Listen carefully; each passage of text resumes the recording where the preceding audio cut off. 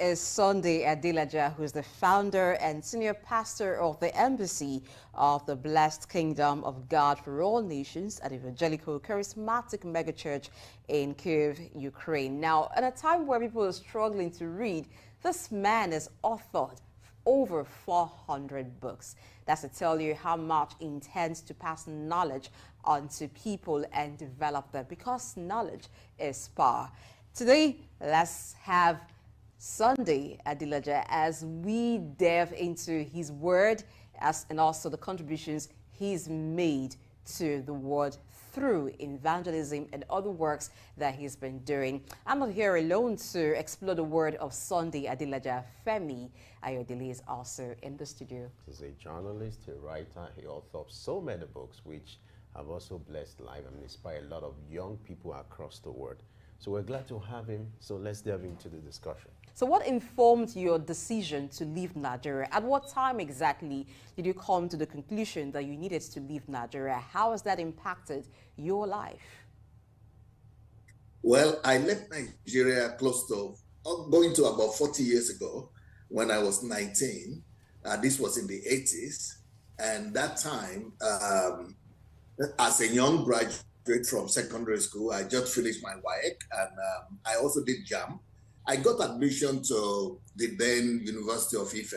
I guess it's called Obafemi Awolowo University now. But even though I was living less than 2 hours away in Ogun State, I'm from Ogun State, so in a village close to Ijebu-Ode. But can you believe this? I couldn't afford to even get myself a transport fare to go to collect my results from University of Ife, 2 hours away. So we were so poor, even for me to give my WAEC was a problem, where it was a relative that heard that I was not being permitted to the exam hall because I didn't pay for the WAEC form that just, came from nowhere and settled the 50 naira fee that was needed to pay for my exams. Otherwise, I wouldn't have even given the exam. So this was the situation when I was going through newspaper. Those days, you could just go through any newspaper and see advertisements of scholarships. So I was going through, I knew that there were opportunities in newspapers. So I knew that was my only chance. So every time I had an opportunity to lay my hand on newspapers, I would look for scholarships. And voila, I got one advertisement and I applied. And there were a lot of people, applying for this scholarship. For one place, we had 1,000 people. So we had 300,000 applications. They were only going to take 300 students for scholarship. So this is how I got my luck in life. And I got a scholarship to study in the former Soviet Union.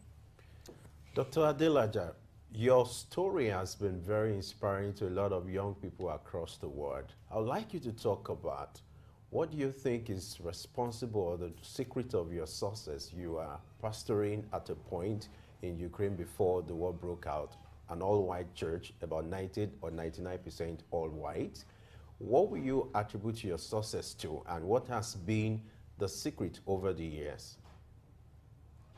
When I was growing up in my village, I used to curse and hate on my grandmother because I didn't even know my father. I've never met him.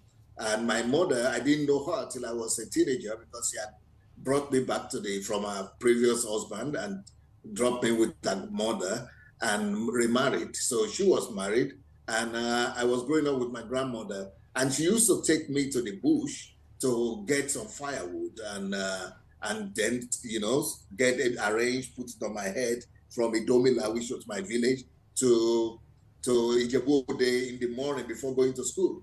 And then after school, the first thing was to go and fetch other set of firewood. And this was in hot sun, scorching sun of Ijebu. And so I used to curse her that, my God, why am I so unlucky in life? And why is life so difficult for me? But when I got to Russia, and my professor told me that I would never speak Russian language because without that, you would not be able to go into the university. You have to learn the Russian language 1 year before you go into the university. And he said, because I came late, and I couldn't catch up with the class. He said, you will never speak this language. And I said, no, God will help me. He said, I don't believe in God. I'm an atheist. And I tell you, as your professor, you will never speak this language. If you ever do, I will become a believer. And so I said, okay, what will I do now? And I remembered that my sister had shared with me a scripture that in the book of Deuteronomy 28, verse 13, that says that you shall be the head and not the tail. You shall be you shall be first and not last. And I said, okay, so God has given me this promise. So what do I do now? So I vowed to God that I would do my best from today. I will work hard like I never worked hard before.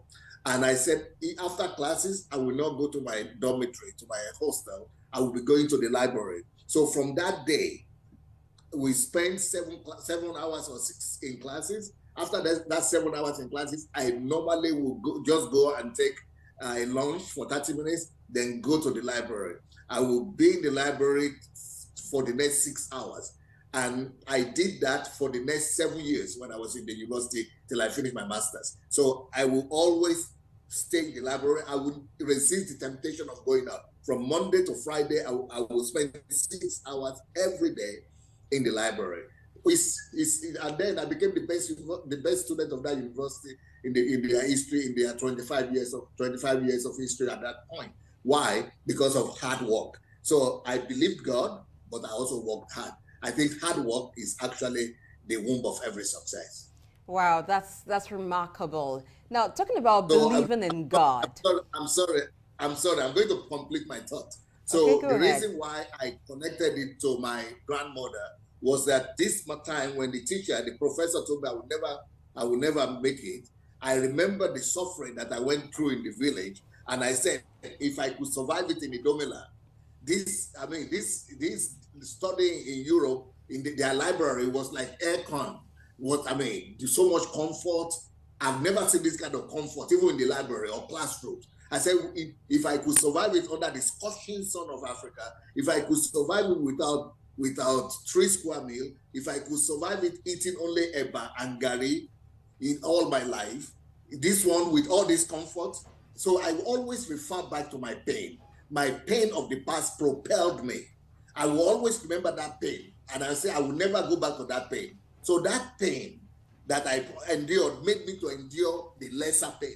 So the greater pain of poverty, the greater pain of depravity that I had back in Africa propelled me to work hard so much that even as much as I worked, it was not as serious as the pain I was going through in Africa. So I think I'm saying that just to encourage my people back out at home who are going through poverty or pain or lack of different things, scarcity, that their pain could be the greatest secret of their success in life.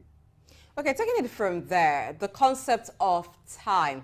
Now, you looked back to where you were coming from, and that motivated you to push forward to change things about your future. Let's bring it now to Africa. What have we gone through in the past as a continent that Africa is supposed to look back at, leverage that, use it as a motivation to change the fortunes of the future? You see, people who are in Africa and who have been privileged to know how to read, how to write, to go to school, they should see themselves as chosen people, privileged people. Because in Nigeria, for example, about 50% of our people still cannot read or write. So we who are able to read and write, we are the elite of our societies, especially those who have finished higher education, university. So we have to look at that as an opportunity to become a ladder and a bridge to our less fortunate countrymen and compatriots. So if God has given me opportunity to even be able to read, how am I using that ability to read other than for myself? Could I just organize a class for adult education for people who cannot read or write?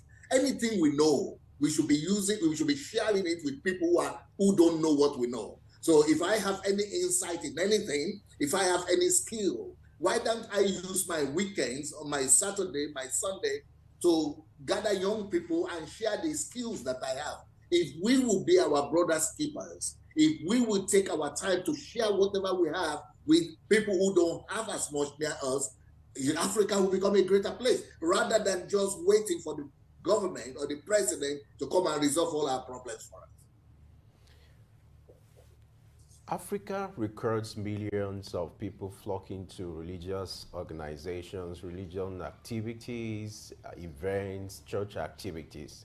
Yet, our continent or society is still ravaged with corruption, impunity, and all that. Talk to us about the missing links and what can be done to fix them. Why do we have this kind of development in Africa in spite of our religious disposition? Well, one of the greatest problems that we are facing is that we have embraced Christianity as a religion, but not as a way of life. So what we are doing is that we are going to church that's become like a culture for us now. And we go to church, and then when we go to church, we pray to God that God should come and help us resolve our problems. Well, that is why I wrote my book that you people probably have heard about, that only God can save Nigeria. No, what a myth. It's a myth to think that God will come and save Nigeria. I mean, people who don't believe in Christianity, like Saudi Arabia, Arab Emirates, Kuwait, all those are Muslim countries. They didn't wait just praying. In America, England, Germany, France, they didn't wait for God to come and build their countries for them. They used the principles of the Bible, the principles of hard work, the principles of dignity of labor, the principles of integrity, the principles of faithfulness in little, the principles of productivity, principles of process of production. And all those principles are from the Bible. They took those principles and build them as principles to engineer them to build a better society. But what we have done is that we have taught our people to pray and to wait on God to come and do for them what they could do for themselves. It's a tragedy, actually. Religion has become our hindrances, a hurdle in our development. Unfortunately, religion is supposed to propel us, supposed to be our propeller, but it has become a hurdle in the path of our growth. In reference to your book, The Value-Driven Nation, you are the author of that book. Taking a clue from the lessons and some of your submissions as regards the value-driven nation, I would like you to talk about how Nigeria, and by extension Africa, be a value-driven nation, and by extension Africa being a value-driven continent. Very good question. Number one, for us to be value-driven, we must realize that values are cultivated in the homes. So government needs to develop a program, a national program that will encourage parents to teach their children the right value systems. And we have to even give them a list of the values that we want to inculcate into our family, into our children, into our future, into our society as a fabric.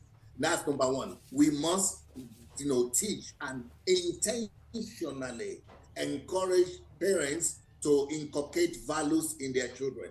Number two, for us to be a value-driven country, we must know that our educational system must not just teach physics and biology and geography. We must begin to teach in our schools values. We must go back to the days where we used to have civic education or ethics. In European, they call it ethics. We must begin to teach ethics and begin to, have as a nation, we must have a list of value systems that we want to be the basis of our society and of our country as a whole. It is values that develop nations. And until we come up with those lists of values, I have developed such lists of values. In my book, Nigeria and the Leadership Questions, I enumerated all those values that Nigerians need for development. But also, apart from the schools, apart from educational system, apart from the family, another institution that is responsible for formation of values are the religious organizations. our pulpits are responsible either for, for propagating the right values or the wrong values. There are some mosques, for example, where people are in other parts of the world, where people have used pulpit to propagate jihad. And see what people are doing. People began to go and kill themselves, and others. That is the power of pulpit. But if we are going to use that same pulpit to propagate the right values, we will be able to build a wonderful country, just like the Europeans did. In Europe, it is what they call the Protestant ethics that are responsible for the European or modern civilization that we are enjoying today. The Protestants, people like Martin Luther, people like all the other reformers, they embrace values of the Bible and brought them out of the four walls of the church and propagated them in the society as a whole. And those values that are called Protestant values are responsible for what the Europe that we see today. Okay, we live in a time where there is so much external influence. First of all, there is the influence of the Western practice, Western culture on the African culture, and then the exposure to other way of life through social media. So how can Africa handle this? How can homes, schools, and even government handle this to shape the values of Africans to one that encouraging certain virtues that will result to nation building, or by extension, the building of Africa? Well, the Bible says somewhere in Proverbs that teach a child in the way that he should go, and that when he's grown up, he will not depart from that path. So the foundation is very important. If the foundation we give to ourselves, our children, our families, from home and from our native nations are good, just like I referred back to the foundation of hard work that was given to me by my grandmother, it propelled me in future to success. And it never left me because it was inculcated into my system from childhood. So whatever we put into into the foundation of character building of our children, of the society as a whole, will stand the test of time against the pressure that is coming from outside. But also, some of the values that are coming from outside are not negative always. Some of them are positive. So we should also learn to derive from the developed countries what are some of these principles that have helped them to grow and to become so developed, so that we will be able to embrace some of those as well. As a social reformer, an author of many books, and someone who has traveled across the globe, I would like you to do a comparison of the value system in Africa to that of Europe and other continents, and because you talked about the value system, I would like you to do a comparison and let's see what Africa can do better. Okay, for example, let me say that is a very good question, and I think this illustration will help me to pass my message across. The Bible says that righteousness or doing things right exalts a nation.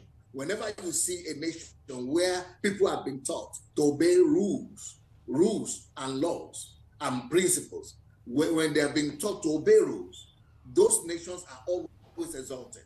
When people have been taught to do things right, either they are Christians or non-Christians, believers or non-believers, just learn to do things right, then those nations will always be developed. For example, there is a famous pastor in Nigeria that everybody knows. If I mention his name, everybody will know him. And he is the one who told this story. Maybe some people have heard this story. He was traveling from Nigeria to England through the Heathrow airport. And when he got to the airport, he was stopped, and because he had a Nigerian passport, so they were saying, "What are you coming to do in Great Britain today?" And he told them, "I'm a pastor, I'm coming to see my churches here." And they said, "Okay, if you're a pastor, yesterday was Sunday. What did you preach? What was the topic that you preached yesterday?" And he said, "Oh, I can tell you, but I'm a pastor, I cannot lie." Then the custom officer said, "Oh, you are a pastor? Yes. You cannot lie because of that?" "Yes, I'm a pastor, I cannot lie." So the woman said, it was a woman, said, "So you are telling me because you are a pastor, you will not lie or you cannot lie. So naturally in your country where you are coming from, it means if you are not a pastor, then, you could lie." or people who are not pastors because they are connected to God, they lie. But in this country that you are coming to, you don't need to be a pastor not to lie. Everybody doesn't, you are not supposed to lie. People don't lie here. And this is the difference. If you come to Africa, for example, you will see so many people who go to church. A large number of people who call themselves believers, but they could lie, they could steal, they could, all the corrupt people we are talking about, they'll go to one church or mosque or the other.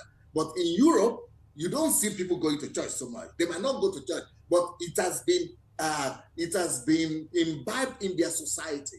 Their society has been formed in such a way that truth, honesty, integrity has become part of the fabric of their country. So if we could succeed in intentionally teaching our people, everybody out of religion, that honesty is the best policy, that truth, love for truth is the path to righteousness and to elevation, then we will begin to see the rapid growth that we never anticipated. Because right now, no matter what the government does, somebody is stealing it. Even I heard that the railways that the government is building, some people are going to steal the rails. So what can you do now? Because of the lack of that vital quality, which is truth, love for truth, integrity, and righteousness in our people. Our people must learn to do things right, even if they don't go to church. As a follow-up to that question, talking about the concept and disposition and orientation of Africans to timing or time compared to the Western world, you know, in this part, there's a word you talk about African time or African timing. Talk to us about why this is significant, the orientation, the attitude towards time and timing. What's our conception about the issue of timing as far as African continent compared to the Western world? You are so, either you've read some of my books or something, because this question you are asking, I wrote a whole book about it, and it's called How to Make Every African Country a First World Country. And in that book, I made calculations of how Nigeria's GDP could be doubled or tripled just by doing one thing, by abiding by time. Because, for example, if you take one person, let's say an average worker is making $10 an hour, just as an example, I don't know what they're making, let's say $10 an hour. And we averagely in Nigeria, everybody comes late to everywhere, at least maybe 1 hour. 1 hour goes late, 1 hour to school, goes late, 1 hour to work, goes within the whole day, 24 hours a day, our people could wait 3 hours just coming late. Now multiply that 3 hours by if 3 hours is $10, just make it it means $30 in a day, $30 into 26 days in a month, and then multiply that by 275 days in a year. You know, by the time I made all the calculations, the Nigeria economy, just by dealing with lateness alone, could be a $1 trillion economy.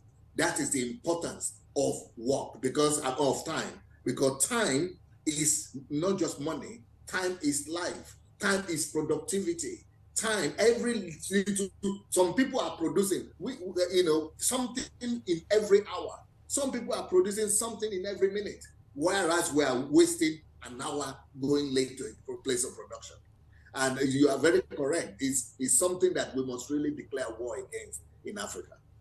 Okay, as much as we must declare war on lateness in Africa and encourage timeliness, there are values that need to be encouraged or rewarded for it to become something people embrace. Because over time, people have lost these values. Some persons did not even grow up with a value. Some persons grew up with the mindset of there is African time. In fact, the only place people respect time is maybe for school or work. Outside that, African time applies.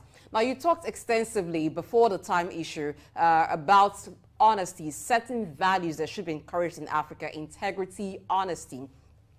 How can nations encourage this, reward it, so it becomes something people do? Because for those who naturally, or maybe by their upbringing, will want to be honest, But it seems that there is no reward for it. I don't know, it seems like you're foolish. So what should change at the national level and then at the continental level to encourage certain values?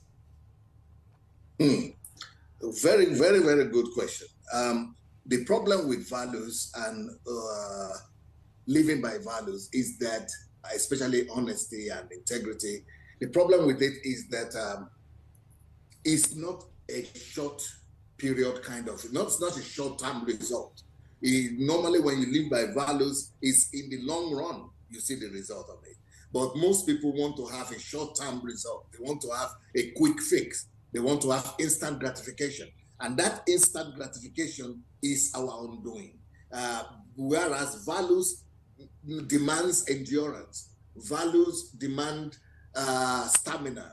They demand perseverance. And it is only after that that you are normally rewarded. But really, at the end of the day, you know, if you are my customer and you come to buy things from me, I always sell it for you higher than the normal price, or I normally reduce something, take from it, and you get a smaller weight instead of the original weight. One day, that deception will come back to bite me, because you will realize that I've been deceiving you. And once you realize, once the truth comes out, you will tell your friends, I will not just lose you, I will lose all your family members, I will lose all the people you know, who you will tell that I'm a shit. So in that case, on the other hand, I've been a person of integrity. I've always been doing, selling things at the right price. I've always been giving you the right weight. I've always been, then you will say, okay, go to that other person, because that other shop is where the person is a man of integrity. It never cheats. So it takes time for integrity to play out. But at the end of the day, people who live by any other values other than the value of honesty, integrity, and truth, they always lose out. But if there is no fix, there is no quick fix to it. It takes perseverance, and the only way to make people to embrace this is to teach it and enforce it from childhood. For example, another problem in Nigeria is that no matter the offense, people always find a way to look to avoid punishment. So this is a big problem. I will tell you a story, a small problem that will help me to communicate this my lesson. When I was a student in Russia, I went to Germany on holiday, and then we, in Nigeria, we never obey the traffic light. So I saw that it was red, the traffic light was red, but I and my friend, we were thinking, but there's no car now, no car here, no car to the right, no car to the left. We just say, okay, let's cross. From nowhere, we saw police come and stop us. I said, where did they come from? We didn't see them. Anyway, they told us we have to pay 10 euros. It used to be mark in those days, let's say euro. 10 euro penalty. So we said, oh, sorry, because in Nigeria, we're used to the fact that, I'm sorry for that, it's ambulance passing by. So we're used to the fact that if you offend in something, just beg the authority and they will pity you. They will have mercy. So I say, oh, please, please, please. We are students. We are from Russia. We don't have 10 euros. They said, no, pay now. We said, no, please. Can we pay? Oh, please forgive us. They said, okay, 20 euros. I said, 20 euros, but please, now, no, we don't have, please, for the 30 euros. No, 20, 40 euros. No, 40 euros. 50 euro. If you talk again, it will keep on going. That is how we ended up paying 50 euro issue. From saying we don't have to, because they have a system that enforces the right things, enforces righteousness, that upholds justice, equity, and uprightness. So, but in Nigeria, even if somebody would have come, other people would say, oh, pity him now, oh, leave him alone now. The parents will come and say, oh, let him go. Even recently, some members of parliament will be coming to intercede for the person who is doing the wrong thing. Ministers will be calling to say, so we have a whole means of bypassing the law, of bypassing what is right, until we begin to enforce righteousness by force. Just like when you go to Singapore. In Singapore, everything attracts penalty. All So right, Dr. penalty Adelaja. must be established for things to work in our country. All right, Dr. Adelaja. The conversation with Dr. Adelaja still continues, but we'll go on a short break now. When we return, we'll have more conversation with our special guest. Stay with us.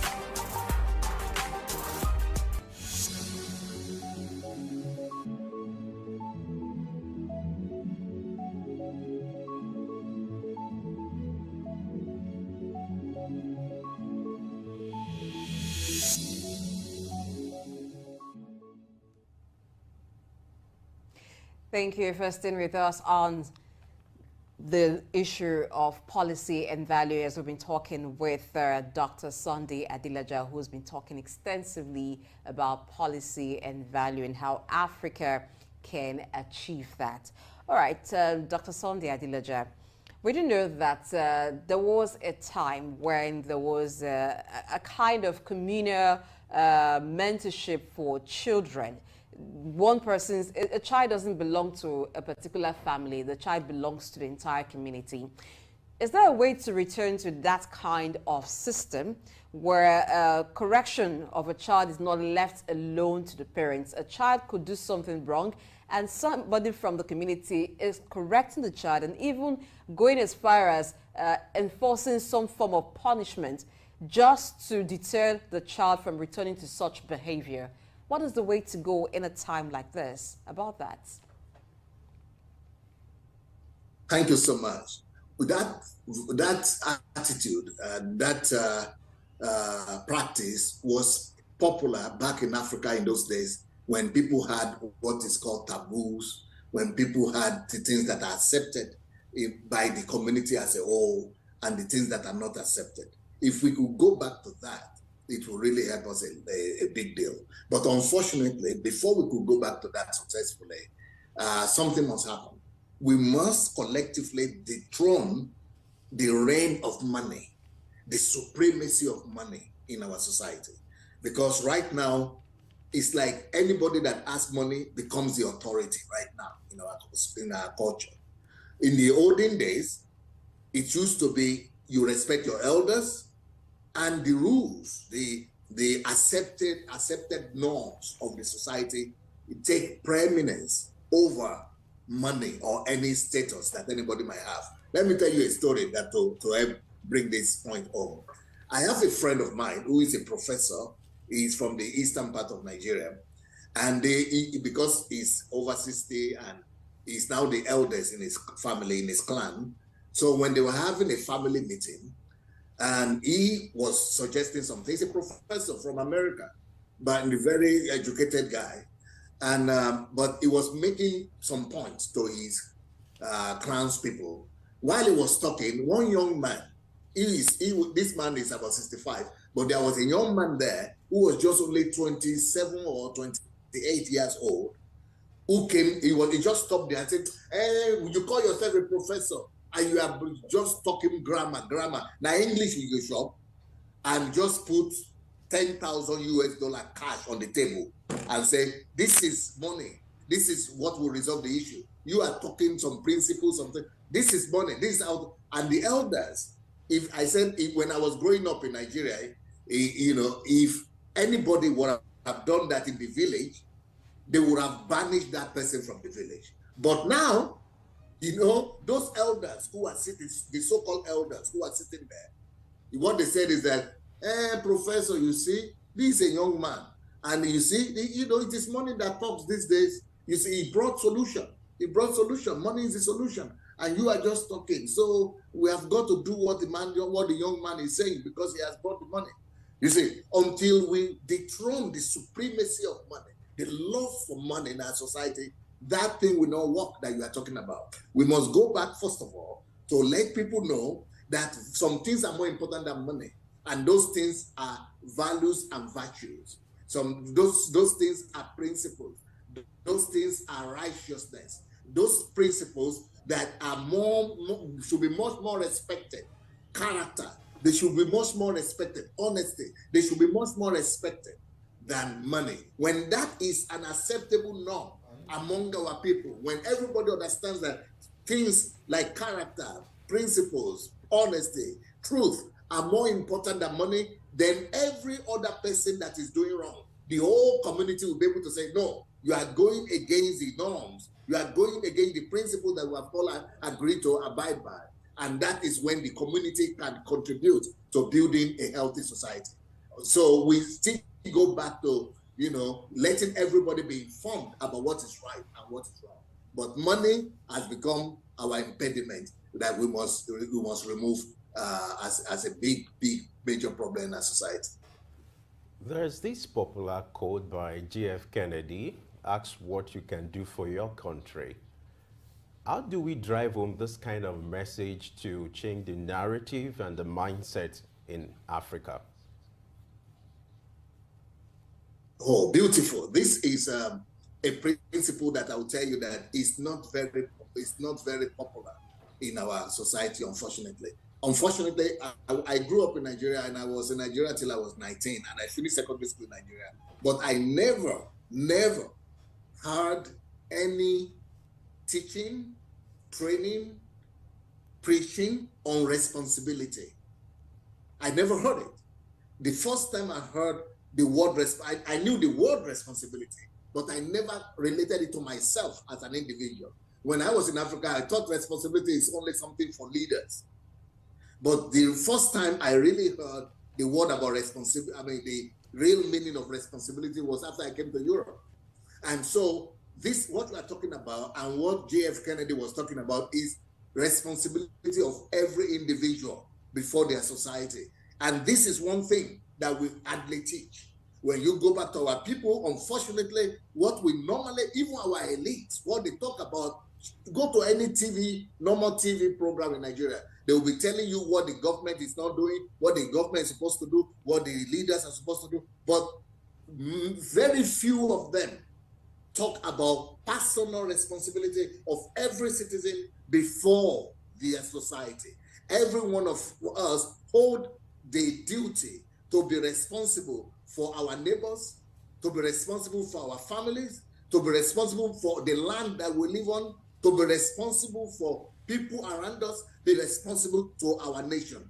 And those kind of things, we need to begin to talk about it. And people like you in the media, you are also responsible for formulating and propagating the right values in the society, including the value of responsibility. Now let's expand the scope of that conversation. If people are not to think about what their country would do for them, but rather think of what they can do for their country, how does the country celebrate its heroes and those who have contributed to its development to inspire more people to think of contributing to the nation? Take Nigeria, for instance. Well, sorry? Let's use Nigeria as a case study. Okay. For example, in Nigeria, like many other countries, there are national honors, merits and medals that they give to encourage people who have contributed to the development of Nigeria. And the same thing happens everywhere. But when you go to a place like America, for example, they don't wait till you get national honor or national merit before you are celebrated. Every community has a way, and it's a whole system of celebrating people who have excelled in that community. Every little town, every little village, every local government, every state also hold events celebrating people who are doing the right thing. And you are very correct. This is one of the ways where we could really propagate these right values, by celebrating those people who are doing the right thing. And we should not just wait until the government does this once in a year, but we should be having such events of celebrating and honoring people who do the right thing every day. Every day there must be some honor somewhere. But the people that we see right now that are being celebrated are people maybe who are in Nollywood, or who are in politics, or who are in sports. And maybe somebody who funds a lost bag of money and brought it. But we must celebrate the little things people do in every sphere of life. That will really contribute to making our country more healthy. Okay, still in that, we find that when nationally people who have contributed to the country want to be celebrated, sometimes it is done posthumously after they die. That's when a posthumous award is given. How can we correct that too? Timeliness of award. That's very sad. Unfortunately, that happens a lot. And I think, this is a tradition of celebrating people when they are dead, because unfortunately, we see ourselves as competitors when we're alive. A lot of people who are celebrating people who are dead is because they now see that they cannot compete with them anymore. He's gone, and there is nothing to be afraid of about him. But while he's here, he's like he's an opposition to some people, or a competitor to some people. So, but when we realize that the nation is more important, and the success of the nation is even much more important, then anybody that contributes to that nation, when we love our country, when the love for the nation is preeminent in our heart, then we'll be able to see that anybody that does anything good for the nation has to attract the encouragement from every one of us.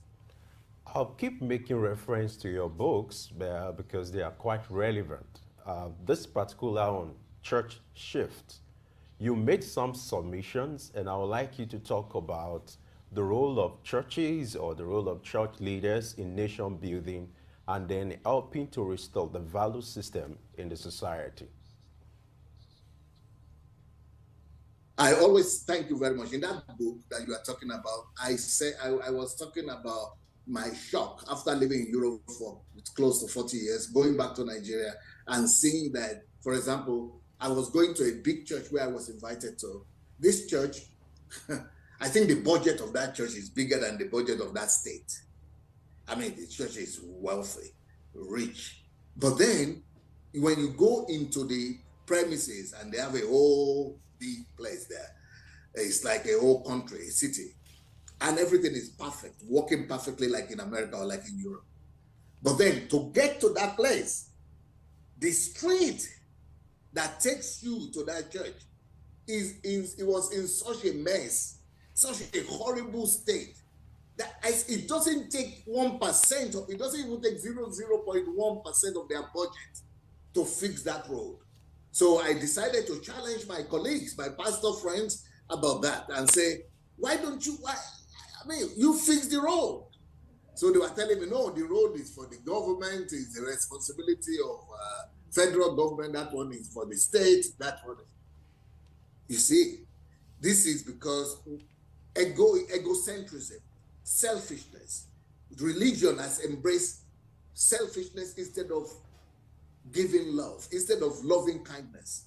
If you care about people at all, even your own people that has to pass through that road to come to your church, if we understand love, we will know that, no, this is something that we have to do. Apart from that, I also raised another question with the leadership of that church, Because just around that same church, outside of it, when you come out of, they have a fence. When you get out of this church, just around the fence of the church, you will see all kind of shanties and, huts and very horrible sights of people living in poverty, some selling this, some selling some petty things. And I say, hey, why don't the church take responsibility for all these people? You will be shocked by the response. The teacher told me, the pastor told me, well, God is making a difference between the Christians and non-believers. That when you come in here to the church, you see the way God has blessed us. But those ones, if they want God to bless them, they will come and join the church also, because God is making a difference between those who worship him and those who don't worship him. But I said, but God, Jesus himself left heaven where everything was perfect, came to the earth to rescue us who are wretched. I mean, we are supposed to leave our comfort zone, our own churches, and go to those people, even if they will never accept our religion, even if they will never believe in Jesus Christ or Islam. We should go to them and reach out to them with the love of God. This is why Jesus died for us while we were yet sinners. So, to a large extent, the churches and mosques of our country have a long way to go and a lot to contribute to economic development and the general national transformation of our country. That's why I wrote that book, Church Shift, because church must shift its position.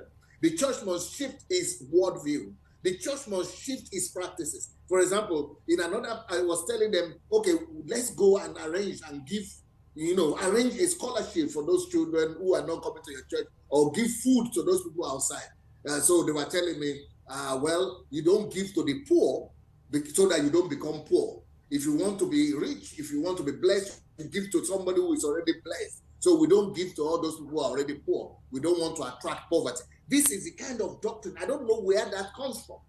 Because if the European missionaries who brought Christianity to Africa, if they had not built schools, if they had not built hospitals, if they had not educated us, if they had said that, no, we are unbelievers and we will bring curses upon them, Africa would have been in darkness up to now. So the form of Christianity that is being practiced in our country today breaks my heart. That is the reason for that book, Church Shift. Okay, still on Church Shift, there is an argument that the poor will always be with us. An example that those who propose this argument is that of Jesus in the Bible, when he was being anointed with oil from the alabaster box. And then Judas made a suggestion of selling and using the proceeds to take care of the poor. And then he said, the poor will always be with you. So that seems to be like a reference. Why some churches or some people would say the church is not supposed to take care of the poor with church money, because the poor will always be with you. Rather, church should use the money to take care of church and probably propagate the gospel, talking about outreaches. And there is also the thing about principles of prosperity, that to prosper, you must give. What is the balance between these two? Well, most of the people tell you that the way to prosperity is to bring money. They will always tell you that you bring that money, you must bring it to the church, or you must bring it to the man of God. Well, if you put one and one together, or two and two together, you will discover that if anybody who is giving money to the pastor or to the church, at the end of the day, the only person who is going to get blessed and prospered at the end of the day is not you who the money is leaving his hand. It is the person, the pastor, who is collecting from 1,000, 2,000 people, who is going to be prospered. So it is deception. Anybody who says that the way for you to come to prosperity is by giving to the church or to the pastor is a crook, is a scam. Those are fraudsters and scammers. But then let's talk about what you said, that the poor will always be with you. Yes, but what Jesus was saying in that, if to paraphrase him in that phrase, is that he said, let this woman use the alabaster oil for me right now, because I will not always be here. But you will always have the poor people around you to do good to. So me, I will be here for a short time. I will not be here. But the poor people, you have opportunity to take care of them every day. So he is not saying that we shouldn't take care of poor people. He's saying that we have all the rest of our life to care for this kind of people. Now, but those people who say that as well don't tell you the practice of the church in the New Testament. And the practice of the church in the New Testament, in the book of Acts, is that the people who brought tithes, offering, and all, all their whatever they have to give to, who brought it to the church, the Bible says that they laid all those things at the feet of the apostles. And the Bible also said that the apostles never took those things to their pocket. They never used it to buy jets or buy houses or build universities that the other people cannot pay for. What did they do with all those tithes and offering that people brought to the church? The Bible said that they distributed to all the needy people, both Christians and unbelievers who are coming to the church. They distributed all the things that people are normally bringing, the tithe and offering, such that there was nobody who lacked. There was none that lacked. None that lacked. Nobody lacked as a result of the charity efforts of the church. So this is what the church is supposed to be about. If the church is supposed to make sure that all the needs of the people, not just in their church, but in their environment and community, are met through the free will offering of those people who can afford it. So that's what I tell my people here in Europe or in Africa, people who listen to me. I tell them, if you don't see what your church is using your tithe and offering for, if you don't see the needy they are taking care of, if you don't see the widows and the orphans that are taken care of, if you don't see the alcoholic and the drug addicts and other people that they are taking care of with your money, don't give money to that church anymore. Use your tithe. You have to give your tithe or offering. You still have to give something from your pocket, because if you stop giving and you only keep everything that you have to yourself, you don't have those things. You don't possess those things. Those things possess you. The principle of tithe is that we shouldn't eat everything. We shouldn't allow things to possess us, but we should always share from what we have. So take your tithe, take your offering, go and look for the needy in your community. Go back to your village every month and look for all the widows there. Look for the orphans there. Look for the old people there, and use your tithe and offering to directly minister to them. This is what Deuteronomy says about tithe and offering. Tithe and offering is for orphans, is for widows, is for strangers, it's for the needy and the poor in the society. So, but people only brought them to church so that church will help them to take care and distribute and take care of the needs of the society. But if you don't see what the church is doing with your money, take your money and look yourself with your own eyes. Look for your relatives that are in need. Look for your village people that are in need. Maybe your brothers and sisters cannot even afford.